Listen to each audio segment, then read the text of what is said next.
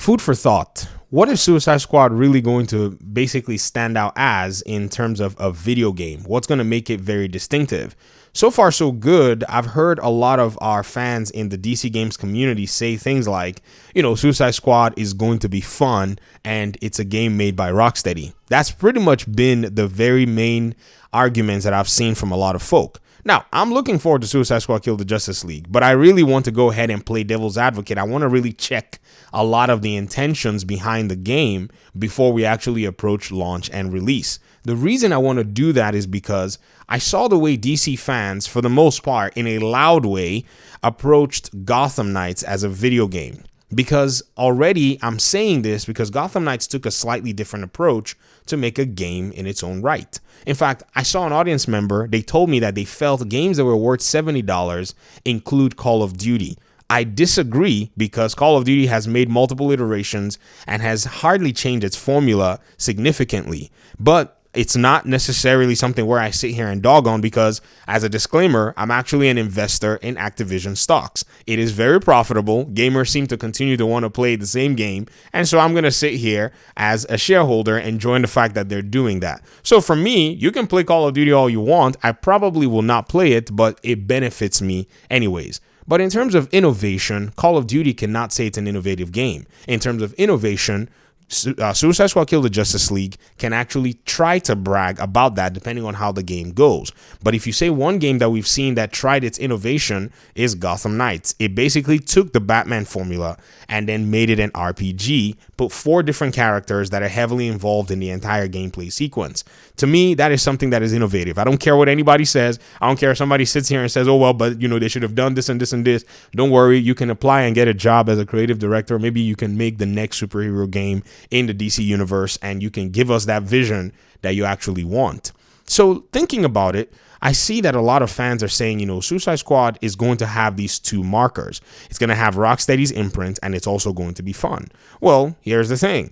Gotham Knights also was fun. Gotham Knights also had its own DNA from its own developers, but a lot of people still went ahead and said they should have kept the Arkham formula when in reality, a game like Suicide Squad doesn't seem like it's keeping the Arkham formula, but it's still getting praise already. So what is going on here?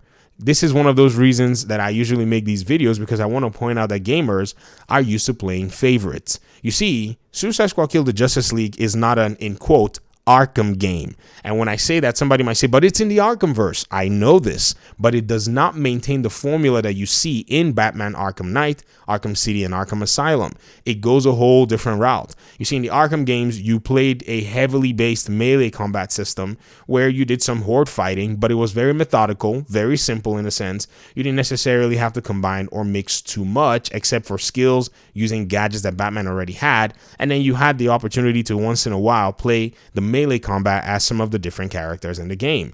In the sense of Suicide Squad, what you're doing is you're fighting, in a sense, in a horde, dealing in a melee shooter combination kind of game. And you're also going to be working with some of the Justice League heroes to take down some of the Justice League heroes.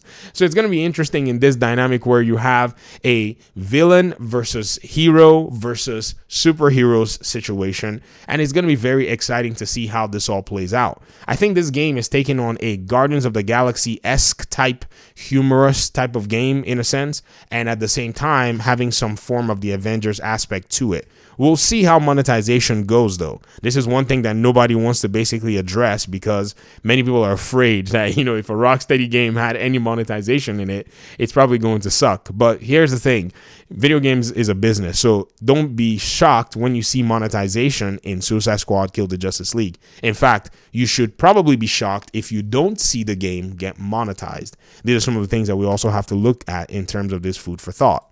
Now, back to the conversation that Suicide Squad Killed the Justice League, in my opinion, it not being an Arkham game, this was an argument that was also made for, a game like Gotham Knights. A lot of people said that Gotham Knights should have kept a lot of the formula. Some people said, Gotham Knights should have had like a counter button in its own, combat system and so on and so forth. But that's one thing about differences in video games. An RPG can or cannot have a counter button if the developers decide, and a action adventure game can be a shooter/melee melee game or a melee game or a shooter game. And so these different gameplay mechanics are fully on display from these studios. And I think it's very important that we actually take a look and pretty much see what it is that a lot of people are actually, kind of pointing towards. Here's what I think. I think Warner Brothers Games Montreal got thrown under the bus because as much as many might say that they're like a AAA studio, they're actually like an indie studio in a sense. You see, this is a studio that all of the games that they've made have either been working under the banner of Rocksteady or making DLC for Rocksteady. And the very first time they come out to make their own game, somehow everybody programs and channels that into, oh, they're a AAA studio and they should have made a game that looks like Spider-Man or something like that, when in reality, that's actually not the case. Another thing that I've seen is a lot of the critics and the vocal majority that criticize Gotham Knights and still hail Suicide Squad, for the most part, have not played Gotham Knights, did not take the time to actually play the game, but instead they allowed their opinions to be pretty much formed by somebody else. I'm going to cover Suicide Squad Kill the Justice League from a very critical perspective, and there's only one reason that I'm doing this. The fact that Stephen Hill and Jamie Walker are leaving the studio before their game is coming out.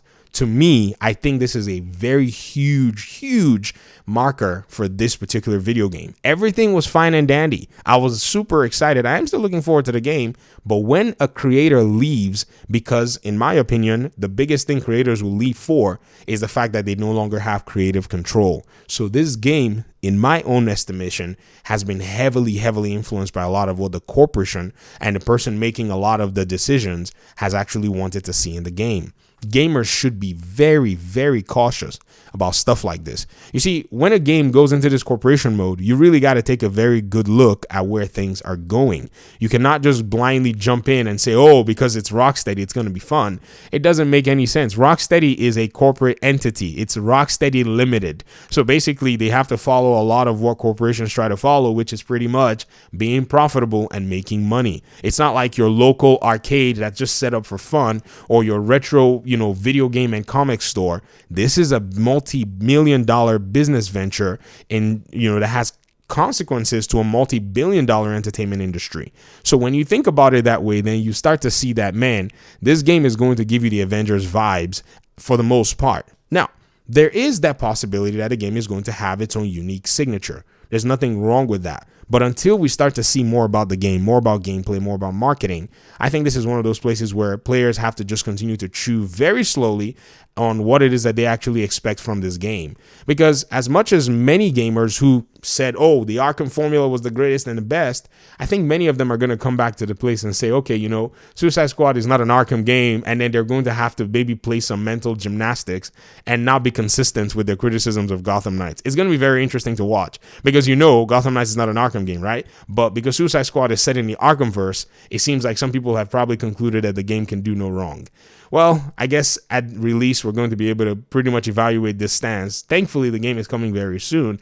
I know for sure I'm going to enjoy the game. I'm going to give my reasons why in a different video.